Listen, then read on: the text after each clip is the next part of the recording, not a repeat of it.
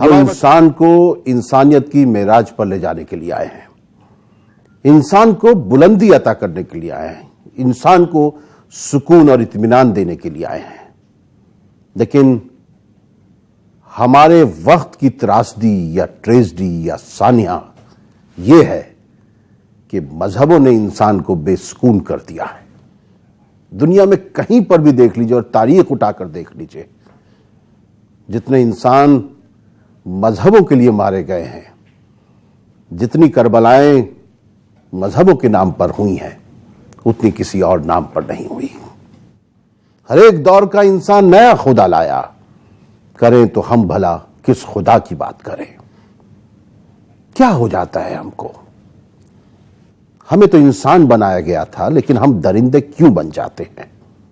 एक भीड़ किसी को भी किसी भी नाम पर, सिर्फ हिंदू मुसलमान के नाम पर नहीं, भीड़ का दिमाग या मैं कहूं कि बददिमाग ऐसा होता है कि वो किसी को भी अकेला पाकर दरिंदों की तरह नोचने खसोटने लगती है।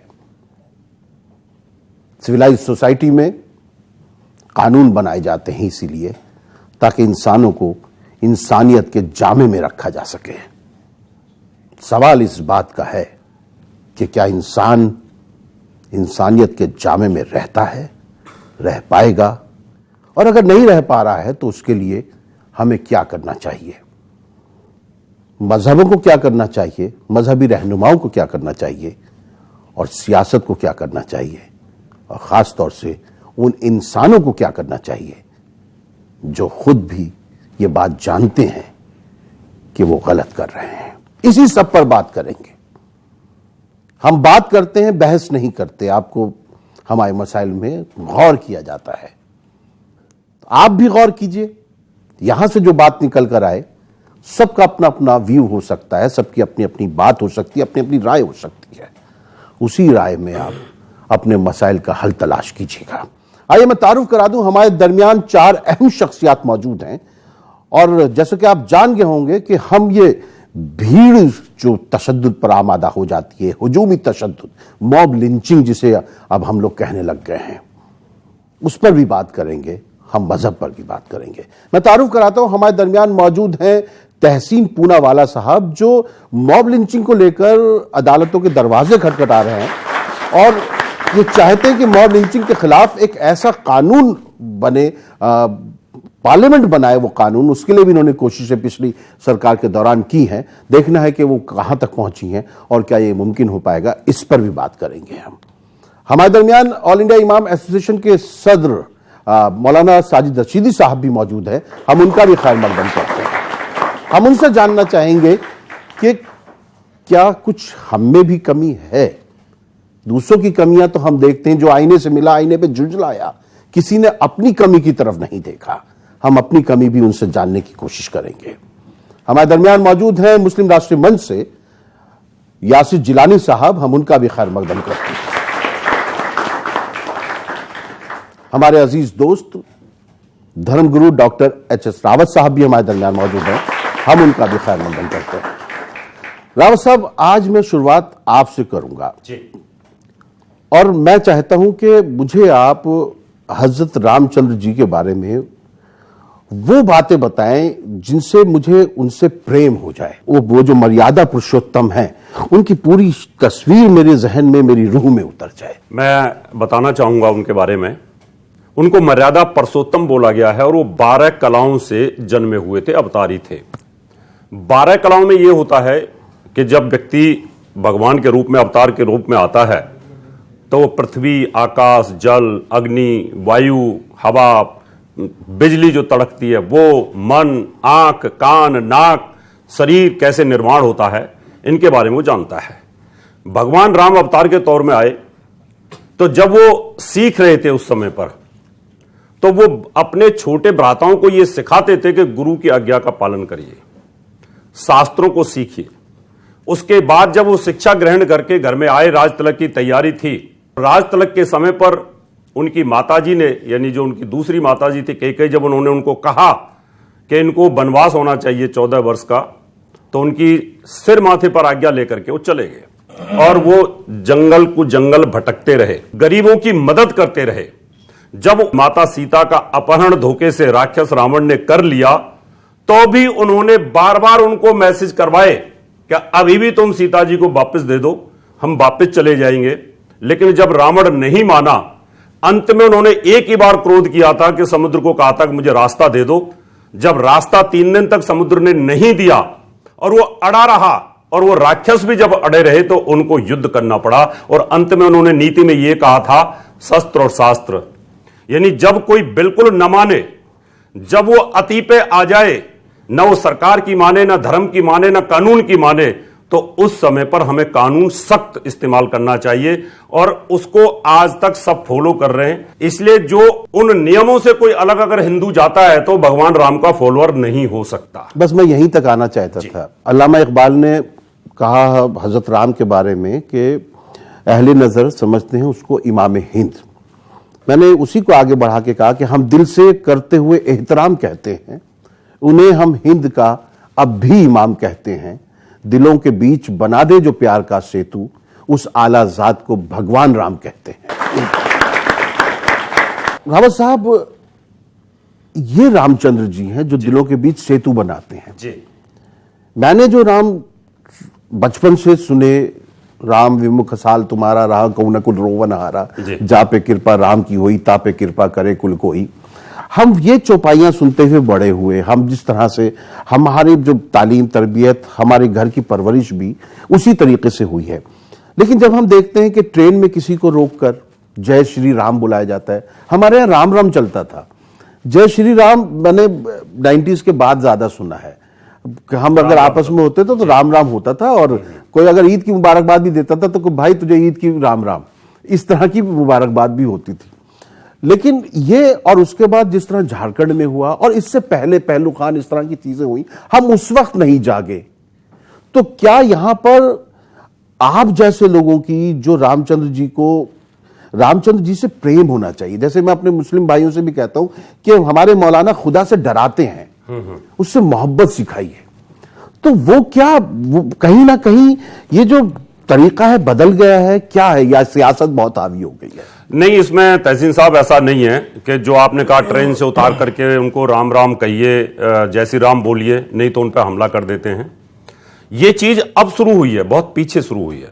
अगर 88 से पहले की बात अगर मैं करूं तो ये चीज नहीं थी बिल्कुल भी। जम्मू कश्मीर में जब टेररिज्म बढ़ा और वहां पर हिंदुओं की पहचान कर करके जब उतारा जाता था नीचे बस से और उनको गोलियों से उड़ा दिया जाता था, वो चीज धीरे धीरे बढ़ती गई और फिर जम्मू कश्मीर में इतनी बढ़ी कि जो वहां पर कश्मीरी ब्राह्मण थे उनको चुन चुन के उनके घर में जाकर के गोलियों से मारा गया, उनको खींच खींच के मारा गया, उनकी बेटियों के साथ में बलात्कार किए गए और उनको बोला गया कि आप इस्लाम कबूल करिए, नहीं तो यहां से जाइए। आप भूल भी रहे कि 47 में लाखों लोग मारे गए थे, इधर से उधर हुए, दर बदर हुए, लेकिन उनके दरमियान हमारे जो बुजुर्ग थे उन्हें कभी इस तरह का ये महसूस ही नहीं हुआ। जो आप कश्मीर की बात कर रहे हैं उससे बड़ा सब कुछ जो है पार्टीशन में हो चुका था, लेकिन उसके बावजूद यहां पर नफरतें जो है परवान नहीं चढ़ी। तहसीन साहब, परेशानी कहां पर हो रही है? देखिए, क्योंकि यहां पर हमने शुरुआत किया इमाम हिंद भगवान श्री राम का नाम लेकर। राम का नाम हमेशा सत्य के साथ लिया जाता है, तो सत्य बोलना चाहिए, आवश्यक है। हम इससे मुंह नहीं मोड़ सकते कि ये जो हो रहा है इसमें एक पॉलिटिकल एलिमेंट है, एक सियासत का एलिमेंट है, और जो ये लोग कर रहे हैं इससे किसी न किसी को सियासी फायदा हो रहा है। जब नफरत फैलाई जाती है, आज ये शुरुआत हुई किसी को कहकर के आप गाय चोरी कर रहे हो, ये वहां से शुरू हुआ। आज हो रहा है ट्रेन से किसी को उतारकर आप जय श्री राम क्यों नहीं कह रहे हो। सबसे पहले तो मैंने हमेशा जय सिया राम सुना था, पर कोई बात नहीं, जय श्री राम क्यों नहीं कह रहे हो। कल होगा यहां पर एक महिला है, उसको कहकर कि आपका चरित्र खराब है, भीड़ इकट्ठा होगी, और ये हो रहा है। आप भीड़ को कंट्रोल कैसे करोगे? वो गाय चोरी भी कर रहा था, वो झारखंड का व्यक्ति चोर भी होगा, उसने जय श्री राम भी नहीं कहा होगा। मॉब को कोई अधिकार नहीं है किसी को मारने का। कुछ भी गलत हो आप पुलिस को दे दीजिए। लेकिन पुलिस क्या करती है? पुलिस बजाय इसके कि एफआईआर दर्ज करे उन लोगों के खिलाफ, जहां पर मेरे केस में सुप्रीम कोर्ट का जजमेंट है कि ये नहीं होना चाहिए, वो उस आदमी को पकड़ती है जो पीटा गया है, उसे बिना अस्पताल ले गए, पहले राजस्थान के केस में चाय के लिए रुकती है, झारखंड के केस में कहीं और रुकती है, 24 घंटा लॉकअप में बंद करती है। पुलिस अपना कानूनी जो उनका फर्ज है, मेडिकल होना चाहिए पहले, उसे नहीं निभाती। क्यों? जब एक मंत्री ये तिरंगा जिसके लिए हम सब शहीद हो सकते हैं वो लपेटता है उस व्यक्ति के ऊपर जिसने मॉब लिंचिंग किया हो, जब एक दूसरा मंत्री हार पिनाता है उन लोगों को जो कॉन्विक्टेड है by court of law, bail पर बाहर नहीं, कॉन्विक्टेड है, उन्हें पिनाता है, और जब मेरे वजीर आजम पार्लियामेंट के अंदर कहते हैं सबका साथ सबका विश्वास, और उसी पार्लियामेंट के अंदर साध्वी प्रज्ञा बैठी हुई है जो इस मुल्क के सबसे पहले मॉब लिंचर, सबसे पहले टेररिस्ट गोडसे को पेट्रियट कहा उसने, और मेरे वजीर आजम, मेरे बहुत फक्र है उन पर, मेरे भी वजीर आजम है, पॉलिटिकली डिफरेंसेस हो गए, उन्होंने मुझे कहा, सबको कहा, मीडिया को कहा 10 दिन में एक्शन लिया जाएगा। कहा या नहीं कहा? मुझे दिल से दुख हुआ है जो साध्वी प्रज्ञा ने कहा, मैं इसे हृदय से माफ नहीं करूंगा, मेरे वजीर आजम के शब्द है। 10 दिन नहीं, आज 2 महीना हो गया, आपको वही भगवान श्री राम ने बहुमत दिए, आपने क्यों एक्शन नहीं लिया? लेकिन मैं आपको एक चीज कहते अपनी बात खत्म करना चाहता हूं। आप सब यंग है, आप किसी भी मुल्क का एग्जाम्पल ले लीजिए, इराक, अफगानिस्तान, सीरिया, आप एग्जाम्पल लीजिए इजिप्ट, जहां कानून का निजाम ना हो वहां इन्वेस्टमेंट नहीं आएगी, वहां आपको जॉब्स नहीं मिलेगा और आपको सिर्फ मॉब्स मिलेंगे। ये मैं नहीं, ये इतिहास बताता है, ये सच्चाई। चलिए ठीक है, मैं लौट के आऊंगा, मैं आपके पास लौट के आऊंगा। नाज़रीन, यह वक्त एक मुख्तसर वक्फे का, हम लौट कर आते हैं, रावत साहब और यासिर साहब को भी इसमें शामिल करेंगे। एक बात कहूं तुमसे, पहले ना सुनी होगी, कुछ हम में खराबी है, कुछ तुम में कमी होगी। हमारे मसाइल में आपका एक बार फिर खैर मकदम है, और आज हम बात कर रहे हैं, गौर कर रहे हैं कि जो हालात की ये जो गुत्थी जो है अहले दानिश ने बहुत सोच समझ कर उलझा दी है, इसको कैसे सुलझाया जाए। ना हम सफर न किसी हम नशी से निकलेगा, हमारे पांव का कांटा हम ही से निकलेगा। रावत साहब देखिए, हो सकता है तहसीन साहब ने कुछ बातें ऐसी कही हो, लेकिन कुछ हकायक हैं साध्वी प्रज्ञा को लेकर भी। लेकिन अब वो जमहूरियत में क्या होता है कि यहाँ बंदों को तौला नहीं जाता, गिना जाता है, वहां पे वोट जो है वो देखते हैं और वो जीत कर आ गई हैं। लेकिन हम क्योंकि गुफ्तगू को डाइवर्ट नहीं करना चाहते, हम चाहते हैं कि हम उन चीजों पर हमारी नजर रहे जिन पर हम बात करना चाहते हैं। हम नहीं चाहते कि हम उन चीजों में अटक जाएं जिनमें न जाने कब से हम अटके हुए हैं। जी। यासिर भाई, आप इसमें कुछ जोड़ दें। देखिए, मेरे फेलो पैनलिस्ट ने बहुत बड़ी बड़ी बातें करी सबके सामने, लेकिन ये सिलेक्टिव होके बात कर रहे थे। ये धरती ऑफ कोर्स इमाम हिंद की है, भगवान राम की है, जो कड़कड़ में बसते हैं।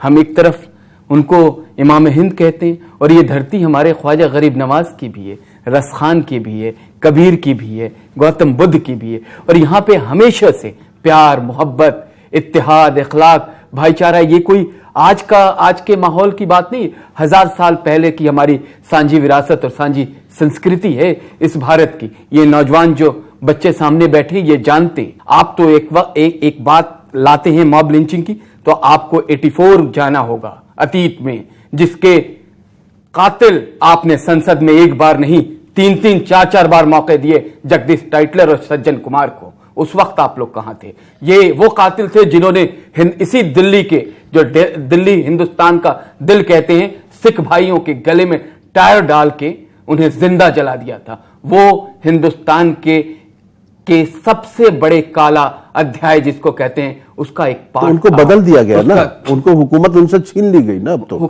मैं सिलेक्टिव होने में जो इनका नजरिया था, उस नजरिए को एक बार मैं अतीत में ले जाके याद दिलाना चाह रहा था। मैं बिल्कुल बदला गया है। आप यकीन करें कि जो पार्लियामेंट में आ गया, जिसको जनता ने चुन लिया, उस पर आप किसी तरह का आप सवाल नहीं उठा सकते। नहीं, आपका हक है क्योंकि आप विपक्ष में हैं। आप पॉजिटिव बात करिए। जिस तरीके से मुसलमान, मैं खास करके माइनॉरिटीज पे आऊंगा, जिस तरीके से 15 दिन अभी सरकार बने हुए, सेंट्रल हॉल से वजीर आजम साहब ने डायरेक्ट मुसलमानों के साथ डायलॉग किया, ये इस इतिहास में पहली बार। देखिए वो ठीक है, देखिए वजीर आजम ने सबका विश्वास की बात कही, लेकिन सबका विश्वास पर अगर भीड़ का कहर नाजिल हो जाए तो फिर उसको कैसे वो आपको मुनव्वर साहब, कोई भी जो इस सभ्य समाज, जो समरसता चाहता है समाज के अंदर, तबरेज जैसी जो घटना हुई है उसकी जितनी भी आप निंदा कर सकें वो कम है। इस तरह की चीजें हमारे समाज में बिल्कुल बर्दाश्त नहीं की जा सकती हैं। और आप देखिए कि वजीर आजम ने बोला कि इस तरह की हिंसा को मैं बिल्कुल बर्दाश्त नहीं करूंगा। लेकिन आपको सेलेक्टिव होकर फिर बात नहीं करनी होगी। आपको मथुरा के भरत यादव का भी ध्यान आना चाहिए, आपको केरल के संतोष का भी ध्यान आना चाहिए, आपको पश्चिम बंगाल के तमाम हिंदू कार्यकर्ताओं का ध्यान होना चाहिए जो पिछले 2 महीने में सही कह रहे हैं। देखिए ये जो मासूका एक पर्टिकुलर पार्टी के लोगों ने किया, ये जो मासूका लाना चाहते हैं उसमें भीड़ को किसी मजहब के साथ नहीं जोड़ा जा रहा है। जिस तरीके से इन्होंने अपनी बात को कहा वो सिलेक्टिव होके जोड़ रहे थे एक दल से, एक मौजूदा संगठन से या वजीर आजम। आप अपनी बात कह दीजिए। हमने माननीय सुप्रीम कोर्ट में, तहसीन साहब ये जानते हैं, मैं इनको पिटीशन भेज दूंगा, मैंने पहले भी इनके साथ डिबेट कर दिया। 21 केस रखे थे माननीय सुप्रीम कोर्ट के सामने, 21 में से 9 केसेस हिंदुओं के थे।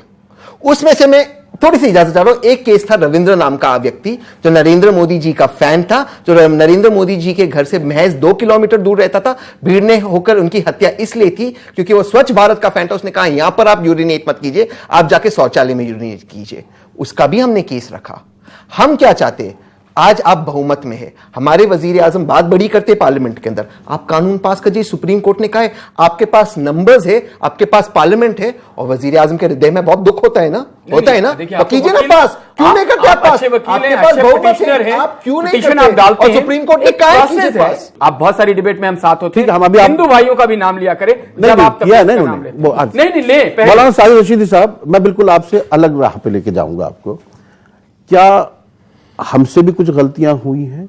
मैं 2 शेरों से बात शुरू करता हूं। इरशाद। दिन को दिन, रात को मैं रात न लिखने पाऊं, उनकी ये कोशिश है कि हालात न लिखने पाऊं। हिंदू को हिंदू, मुसलमान को लिखूं मुस्लिम, इन दोनों को एक साथ न लिखने पाऊं। क्या बात है, वाह। यहां जो खराबी है वो सियासत है, इसमें कोई दो राय नहीं है। इसमें 2 बातें हैं तहसीन भाई जो हमें गौर करना है। इसमें कोई दो राय नहीं कि हमारी बहुत कमियां रही। सबसे बड़ी कमी ये रही कि हमने किसी भी एक पार्टी को आंख बंद करके वोट दिया और 65 साल तक दिया, और ये सोचकर दिया कि शायद ये पार्टी हमारी हमदर्द है। हम देते रहे, लेकिन हमारे साथ जो उसने किया उस पर कभी हमने नजर नहीं डाली। हम उसकी बुराइयों को भी अच्छा समझकर अपनाते रहे, गले लगाते रहे, और ये सोचते रहे कि हाँ बिल्कुल ठीक चल रहा है जो भी चल रहा है। एक बात आज हो रही है, और वो ये कि उसी मुसलमान को आप देखिए, पिछले 5 साल देख लीजिए और आप शुरुआत देख लीजिए, बीजेपी ने मुसलमान के अलावा हिंदू के लिए कोई काम नहीं किया, ना पिछले 5 साल में किया, ना अब करने जा रही है।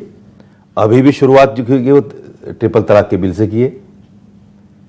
तो ये जो सियासत है, इस सियासत ने हमारे ताने बाने को वहां पहुंचा दिया जहां से तबरेज जैसे हालात, पहलू खान जैसे हालात, या जो इस तरह के जो हालात पैदा होते हैं वहां होते हैं। मेरा मानना यह है कि जब तक हम सियासत से परे हटकर, जैसे आपने इंसान की बात की, हम इंसान को इंसान नहीं समझेंगे, और हमारी ये जो जनरेशन बैठी है, ये जो हिंदुस्तान का मुस्तकबिल, ये फ्यूचर है हिंदुस्तान का, इसके सामने जब नफरत भरी बातें हम करेंगे कि साहब आपने मुसलमान का नाम क्यों लिया, आपने हिंदू का नाम क्यों नहीं लिया, आपने हिंदू का नाम क्यों लिया, आपने मुसलमान का नाम क्यों नहीं लिया, तो ये जो जनरेशन बैठी है, इसका जो इनके अंदर जो चीज पैदा होगी, उससे तबरेज जैसे हालात पैदा होने यकीनी है।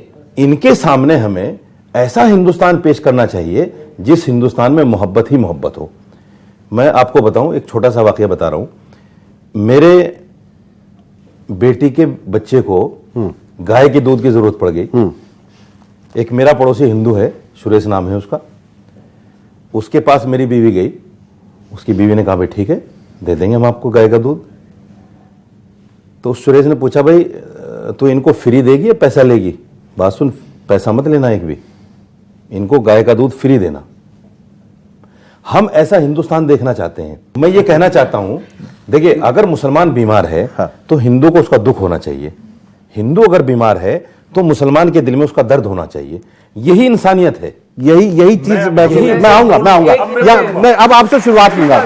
नाज़रीन, यहाँ वक्त मुख्तसर वक्फे का, बहुत अच्छी बात इन्होंने रशीदी साहब ने कही है, और जो है रावत साहब जो इसका जवाब देंगे, लेकिन हम लौट कर आएंगे इस मुख्तसर वक्फे के बाद। कैसा अजीब शोर है बस्ती में आजकल, हर घर से आ रही है सदा, जागते रहो। हमारे मसाइल में आपका एक बार फिर खैर मकदम है।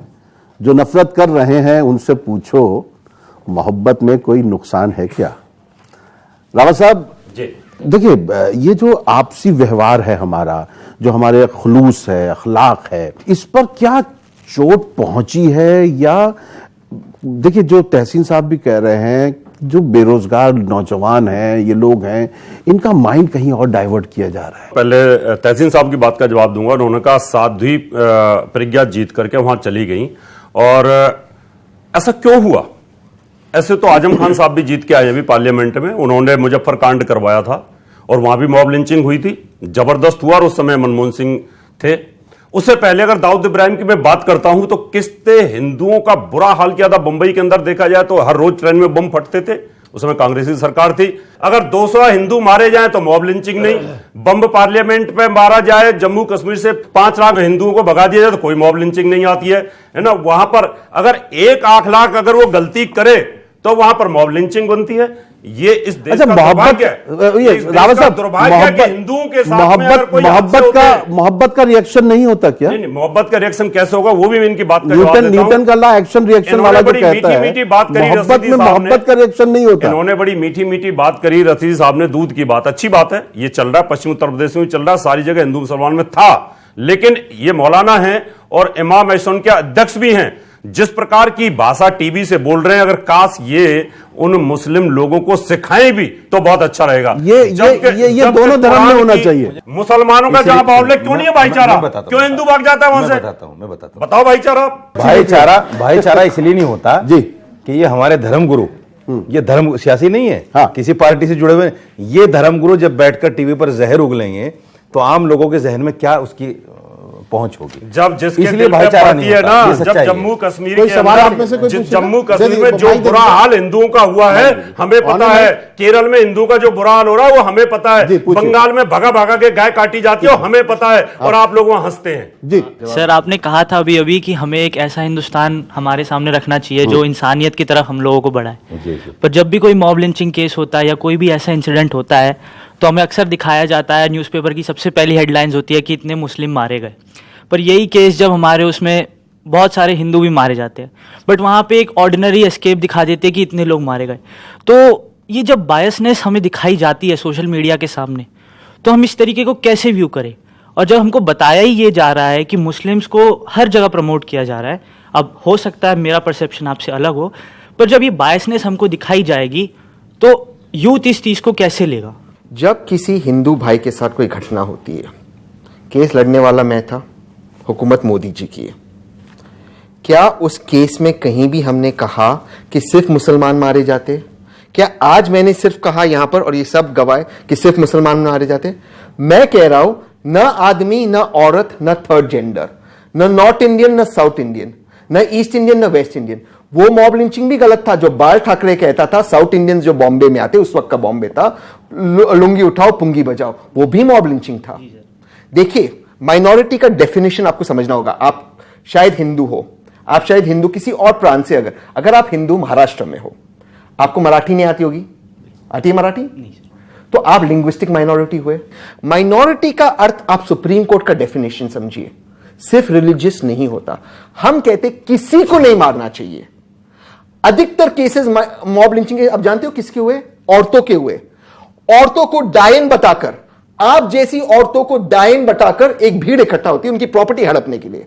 अब आप मुझे बताओ, क्या यह होना चाहिए या नहीं होना चाहिए? पहली बात तो हम कानून कह रहे, कानून बनाना किसका काम है? सुप्रीम कोर्ट ने कहा कानून बना। दूसरी बात अपनी काम, आप कहते हो कि मुसलमानों को कुछ एडवांटेजेस मिलते हैं, ये आपका परसेप्शन है।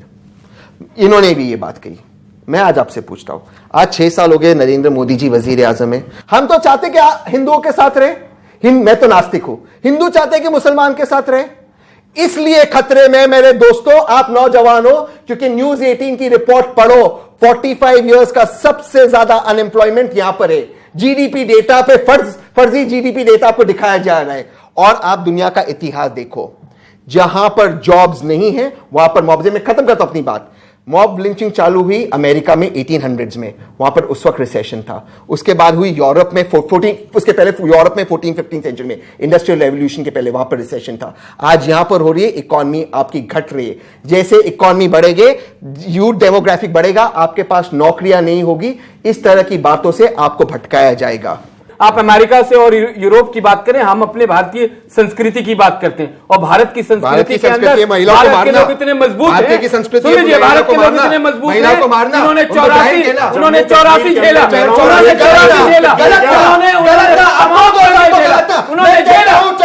आप कहिए ना, उन लोगों को समझाइए, आप बार बार जो ये बात कह रहे हैं, आपके पास आंकड़े नहीं है, आंकड़े मैं बताता हूं आपको। देखिए सरकार का ये भी नहीं मालूम, इन्हें नहीं मालूम है कि 4 दिन के अंदर कितने अच्छे बिल 2002 गलत था, कितने बिल, अरे तो आपने हाशिमपुरा में खड़े करके मना दिया, लेकिन ये कि एक की गलती छुपाने के लिए, सुनिए, एक की गलती छुपाने के लिए दूसरे की गलती खोद के क्यों निकाली जाती है? लेकिन आप मतलब ये मेरी आज तक समझ में नहीं आया। आप ये सवाल कैसे उठा सकते हैं कि एम्प्लॉयमेंट की कमी है? आप ये सवाल कैसे कह सकते हैं कि जीडीपी हमारी जो जीडीपी का आंकड़ा आ रहा है वो गलत है? आपके पास कौन सी एजेंसी है ये बताइए। मेरा क्वेश्चन पुणे वाला जी से है। मोदी गवर्नमेंट जब से आई और 5 साल हो गया और ये 6ठा साल चल रहा है, मेजर दंगा कोई नहीं हुआ है। मुजफ्फरनगर हमने भी देखा है, हमने कार सेवक भी देखा है, 2002 भी देखा है, कश्मीर भी देखा है, और सारे दंगे, और यूपी में तो 300 दंगे तो हो ही जाते थे। और जब एक पेलू खान मारा जाता है, मैं उसको जस्टिफाई नहीं कर रहा हूं, तो इस देश में हिंदुस्तान से लिंचिस्तान बना दिया जाता है। तो मुझे इस बात से दिक्कत है, क्यों ऐसा किया जाता है कि एक पर्टिकुलर सेलेक्टिव चीज को उठा के दिखाया जाता है, जबकि मोदी जी सबसे पहले पार्लियामेंट के अंदर आके बोलते हैं कि मेरा विधान, मेरा संविधान ही सबसे ऊपर है। जिस बाबा साहब को उठा के कांग्रेस ने फेंक दिया, उस बाबा साहब को सबसे ज्यादा सम्मान किसने दिया? तो वो कोई और नहीं, नरेंद्र मोदी गवर्नमेंट थी। तो मेरा क्वेश्चन इतना सिंपल है, क्यों उसके ऊपर हम बिलीव नहीं करते? जिस मोदी जी ने आते ही कहा कि मैं मिनोरिटीज के लिए सबसे ज्यादा काम करना चाहता हूं, एक बार विश्वास करिए, सबका साथ, सबका विश्वास, सबका विश्वास। नाज़रीन, यह वक्त मुख्तसर वक्फे का, इसके सवाल का जो इस तकरीर में जो सवाल छुपे हैं उनका जवाब लेंगे इस मुख्तसर वक्फे के बाद। लौट कर आते हैं। हमारा तो सिर्फ इतना कहना है कि हयात लेके चलो, कायनात लेके चलो। हमारे मसाइल में आपका एक बार फिर खैर मकदम है। अभी वक्फे पर जाने से पहले एक बच्चे ने बहुत अच्छी तकरीर की थी, उसमें से हम कुछ सवाल ढूंढते हैं। तहसीन साहब, क्या जवाब देना है आपको? जिस बाबा साहेब आम्बेडकर की आप बात करते हो, उन पे जब से मोदी जी की हुकूमत आए 9% ज्यादा हादसाएं और घटनाएं बढ़ी है, वारदातें बढ़ी है। आपने गुजरात के और अन्य उदाहरण देखे जहां दलितों को पीटा जाता है, शर्ट उतारते, और किस तरह से उस पर केसेस हुए। अपने उत्तर प्रदेश का भी उदाहरण आपने देखा, योगी जी ने किस तरह से दंगों में सिर्फ दलितों को जेल में डाला। चंद्रशेखर एक एग्जाम्पल है, अन्य लोगों को। तो मैं उन घटनाओं में नहीं, होम मिनिस्ट्री की, राजनाथ सिंह जी की रिपोर्ट है। अब तो खैर अमित शाह जी होम मिनिस्टर है। तीसरी चीज आपने कहा कि देखिए, आप सिर्फ पहलू खान की बात क्यों करते? मैं दोबारा कह रहा हूं, मैं फिर से रिपीट कर रहा हूं, मैं सबकी बात कर रहा हूं। अगर कोई न्यूज़पेपर पहलू खान का केस छापता है, या अखलाक का केस छापता है, या अंसारी का केस छापता है, इसलिए क्योंकि वहां पर मंत्रियों ने, पहलू खान के केस में गायेंद्र आहूजा जो उस वक्त राजस्थान के होम मिनिस्टर थे, अखलाक के केस में महेश शर्मा जो मंत्री थे, और जो अंसारी, इसके पहले वाला अंसारी जो झारखंड थे, तो यशवंत सिन्हा के बेटे जयंत सिन्हा ने हार पिनाया। यहां पर इसलिए वो केसेस को हाईलाइट किया जाता क्योंकि मिनिस्टर्स उससे एनकरेज करते हैं।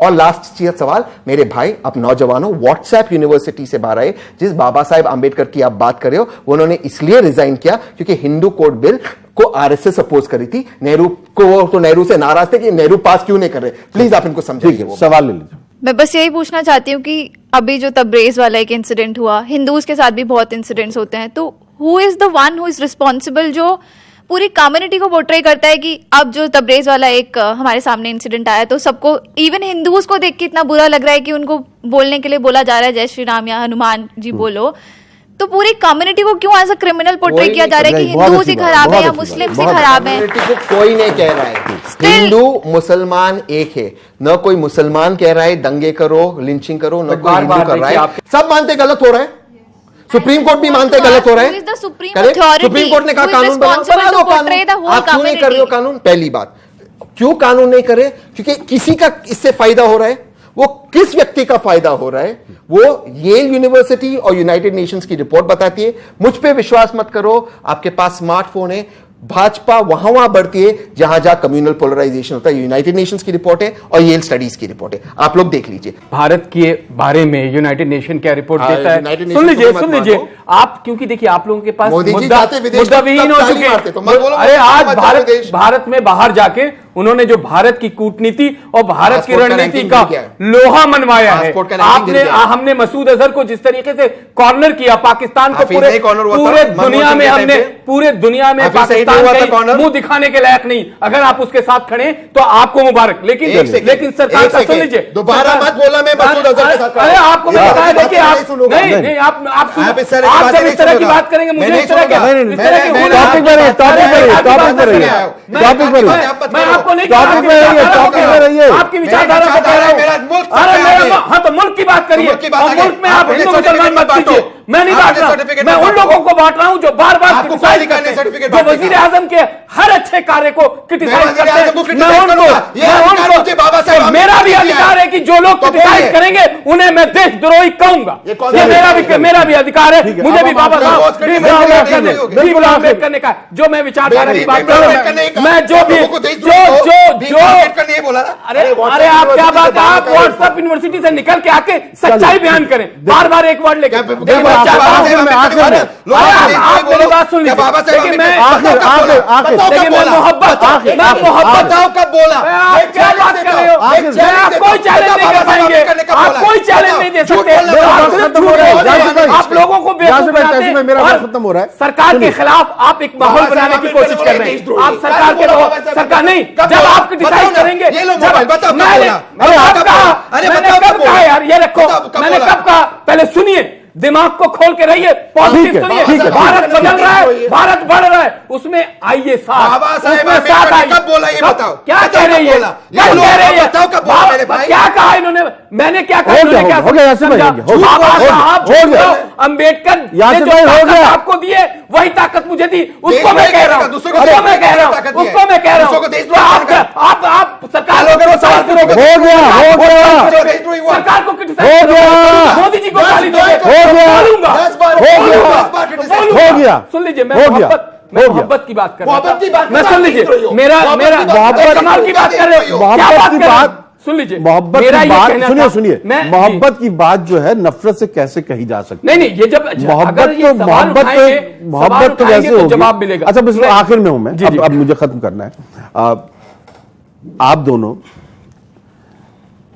ये जो अभी यहां पे शोर शराबा हुआ उससे बाहर निकल के आप दोनों कोई ऐसा काम कर सकते हैं जिससे कि हमारे ये बीच की जो ये घबराहटें हैं, जो उलझन है, घुटन है, परेशानी है, हरास है, तपिश है, इससे हम बाहर निकल सकें। हमारे यहां पर सबको एक साथ लेकर के काम करने की व्यवस्था है। पूरे वर्ल्ड में चले जाओ, कहीं पर भी किसी कॉलोनी में चले जाओ, हिंदू बाहुल्य कॉलोनी के अंदर अगर एक मुसलमान का घर होगा, 2 मुसलमान का घर होगा, उसको बड़ी रेस्पेक्ट मिलती है हर विवाह में, शादी में, फंक्शन में। लेकिन जहां मुसलमान बाहुल अगर कोई भी कॉलोनी है, वहां 1 या 2 4 परिवार वहां रह नहीं सकते, उसको इस्लाम कबूल करना पड़ता है या मार मार के उसको भगा दिया जाता नहीं, मैं है। तो ये मानता हूं। स्थिति मुझे है। इजाजत मैं दीजिए। यही कहना चाहूंगा देखिए, रसीदी मैं साहब आपको से, ये मैसेज देना मैसेज जाए यहां पर जी। कि जहां पर भी हिंदू माइनॉरिटी में हैं, वहां पर जहां मुसलमान मेजोरिटी में हैं, उनको प्यार के साथ रहने का संदेश देखिए, होना मैं चाहिए। चलिए, मैं ठीक है, तहसीन जी, साहब हाँ। एक 10 सेकंड में मैं एक बात बता दूं, किसी भी धर्म ने, किसी भी धार्मिक किताब ने कभी भी नफरत की कोई बात कही नहीं, चाहे वो हिंदुइज्म हो, इस्लाम हो, जैन हो, पारसी हो, बुद्धिज्म को मानने वाले हो, जितने भी धर्म आए हैं उन्होंने हमेशा से मोहब्बत, इत्तेहाद, इखलाक, भाईचारा और आपस में एक समरसता जो है उसको फैलाने का काम किया है। तो हम इस तरह की बात करके तो समाज को कुरान का तोड़ने का गलत काम बोले या नहीं नहीं, बोले? मैंने बिल्कुल बोलो, अपनी जो गलत बोले ना वो। मेरा जो बोलो ना, विचारधारा है बोलो मैं गलत आपके बोले। साथ आपके सामने मैंने कह तो दिया। बोलो गलत बोले जो कुरान लोग इस तरह की बात करते हैं वो समाज को या तो समझने की कोशिश नहीं कर रहे,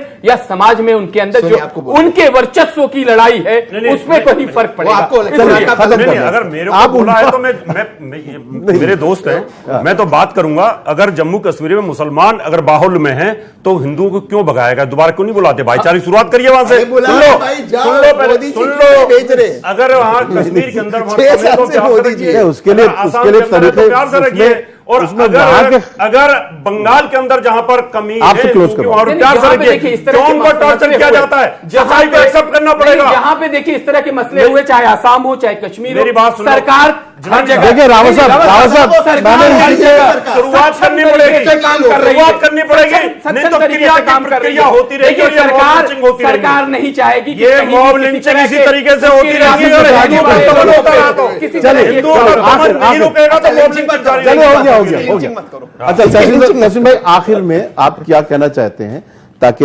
एक हम चाहते थे, देखिए मैंने इसलिए रामचंद्र जी से शुरुआत की थी कि माहौल थोड़ा सा ऐसा रहे कि हमारे ऊपर उनकी कृपा बनी रहे।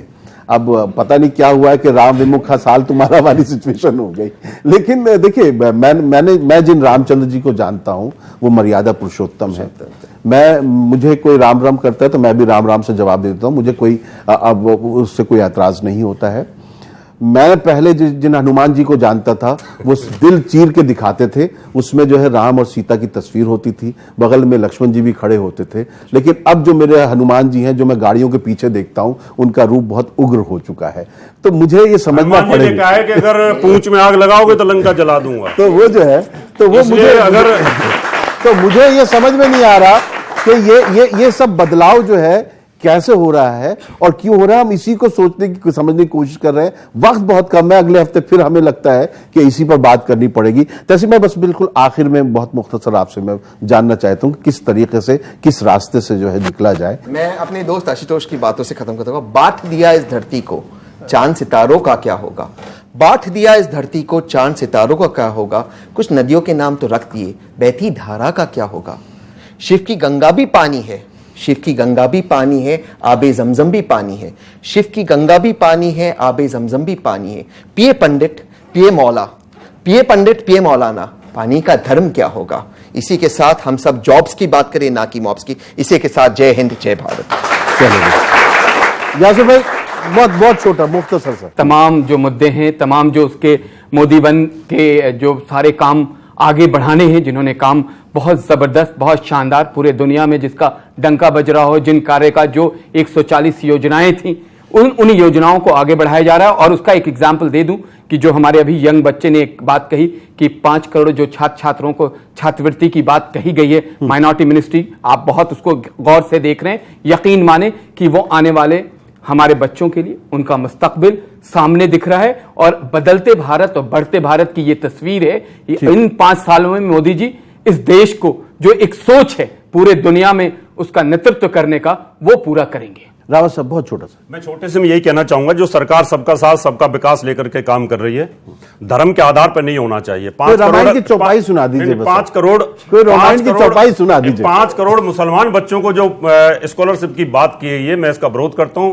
कारण यह है कि गरीब बच्चे तो हिंदुओं में भी हो सकते हैं और दूसरों में भी हो सकते हैं। बच्चा गरीब हिंदू का हो चाहे मुसलमान का हो, सबको नहीं 5 करोड़ का आपको अंदाजा नहीं है। रावत साहब देखिए रावत साहब उसमें से मुसलमान नहीं है।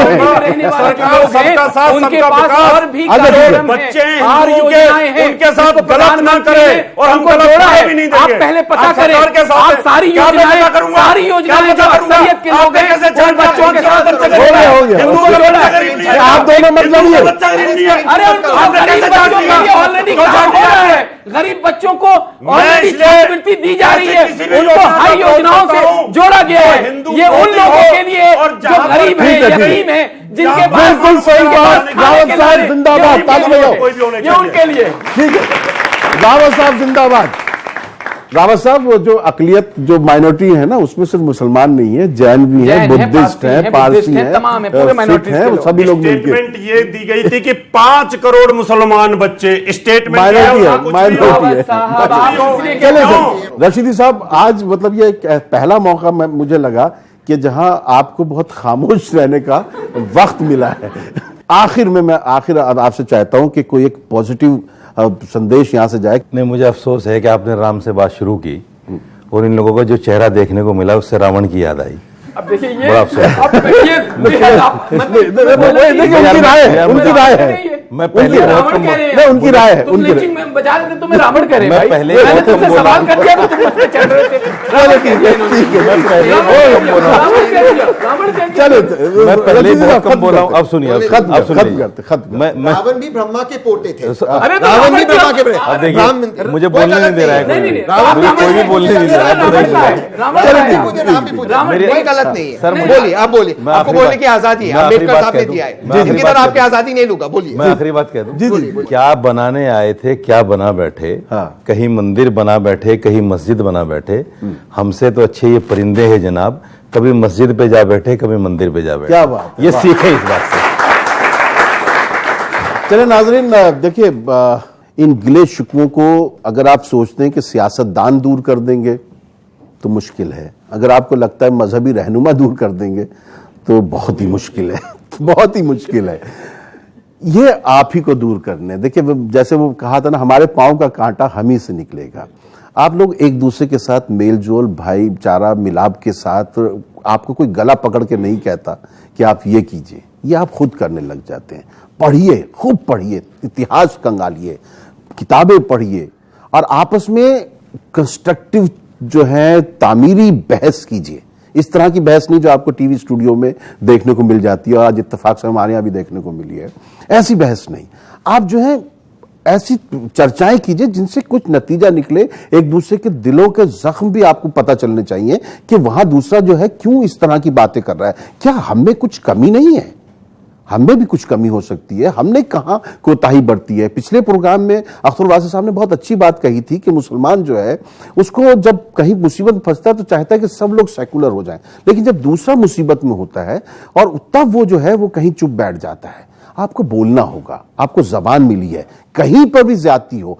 जंतर मंतर पे जो तबरेज की लिंचिंग में लोग आए हुए थे उसमें हिंदू भी आए थे। आप गौर कीजिएगा, इस तरह का कोई वाकया अगर किसी हिंदू के साथ होता है तो कितने मुसलमान वहां पर पहुंचते हैं। इस पर गौर करना होगा, हम सबको गौर करना होगा। ना रसूल आएंगे दुनिया में, ना राम आएंगे। ना रसूल आएंगे दुनिया में, अब ना राम आएंगे, सिर्फ इंसान ही इंसान के काम आएंगे। बहुत बहुत शुक्रिया।